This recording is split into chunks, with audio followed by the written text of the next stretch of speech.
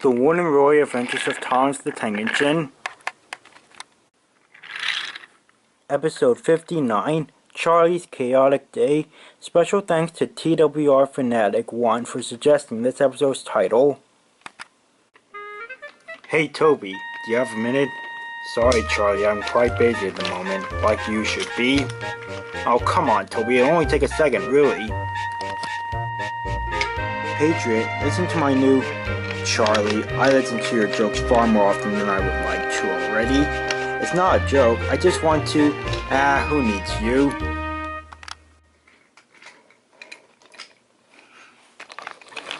Philip, 1 second, Charlie. Okay, yes?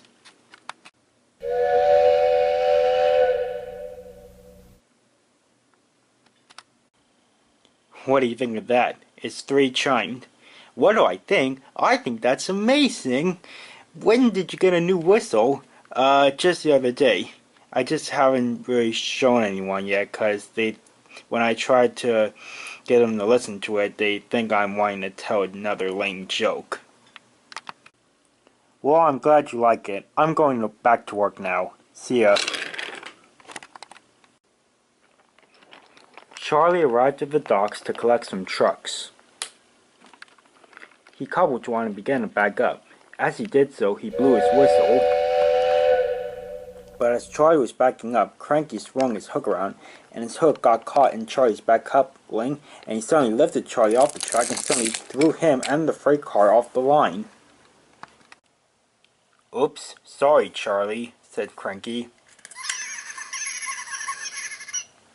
Charlie only had a few scratches on the side of his boiler. Cranky put him back on the tracks and Charlie left with his goods train.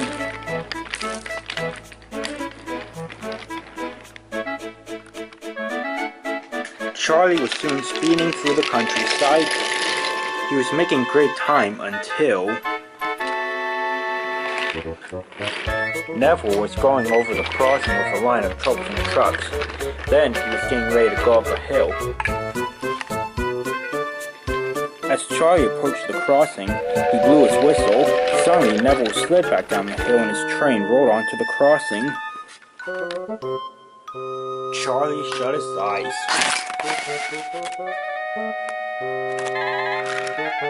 Stafford arrived with the breakdown train a few minutes later and quickly set to work. I'm sorry, Charlie, said Neville. I was trying to get over the hill, but the trucks were holding back on me. Wallace tried to help, but it was pretty much 4 against 1. Well, 5 counting the spiteful brake van back there. Oh, it's alright, said Charlie.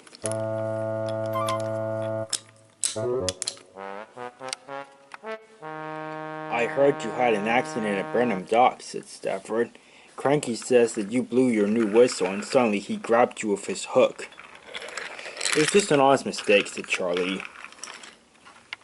Charlie's buffers had been bent, so he would have to go to the works to get them looked at. As Charlie puffed along the bridge, he suddenly stopped. Percy, cried Charlie, why have you stopped in the middle of the main line? Sorry, Charlie, said Percy. I'm having trouble getting up this hill. Could you help me out, please? Oh, alright, said Charlie. And he cobbled up to the back of the train, and he began to push Percy up the hill. The engines were nearing the top of the hill. Charlie blew his whistle.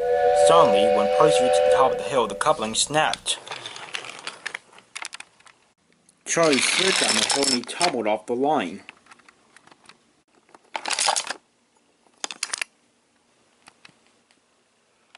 I'm telling you, Charlie, it's that new whistle of yours that's causing all this chaos. It's cursed, I tell you. Oh, rubbish. That's not true. The next day, Charlie was mended. That evening, he went to Roseworth to pick up a special. He was thrilled to see that it was the aquarium cars, but then he noticed Wally the ballast truck in the back of the train.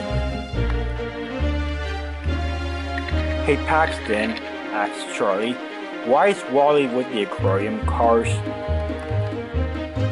Wally just needs to be dropped off in a signing on your way to Navert, said Paxton. That's where the aquarium carts are going.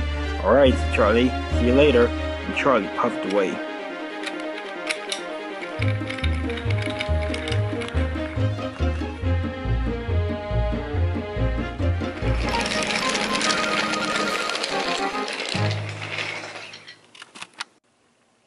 Charlie was making great time. As he neared the drawbridge, he blew his whistle once again. Suddenly, he slowed to a stop. Charlie had run out of coal. Oh, great, said Charlie. I'm only a few feet away from the coal hopper. Oh, this is great, just great. Maybe Stafford's right. Maybe my new whistle is cursed. We'll have to wait for help, said Wally from the back of the train. Just then, Charlie heard a noise coming closer and closer to him. Who's that? Asked Charlie. Edward? James? As the engine neared Charlie, he noticed that it was pure white. It's a ghost engine. It's come to get me. Help! He cried. Oh, don't worry. I'm not a ghost engine. But I have come to get you. The next morning, Spancan arrived at Navert to collect a goods train. But he noticed that the aquarium cars were nowhere to be seen. Said Spancan. Charlie was supposed to bring the aquarium cars here last night. I wonder what's happened. As Spancan rolled onto the bridge, he suddenly stopped. He noticed something on the track below.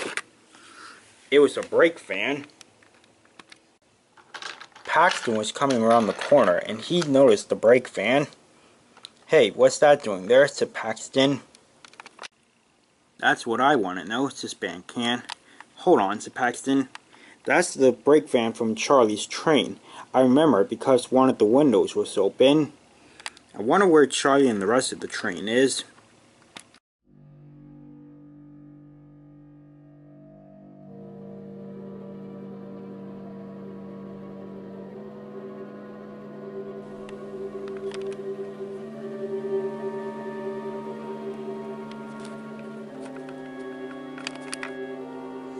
Tell me, Thomas, do you ever get tired of looking at this statue? Not really, no. Well, same here. Well, I'm tired. Let's go back to the sheds.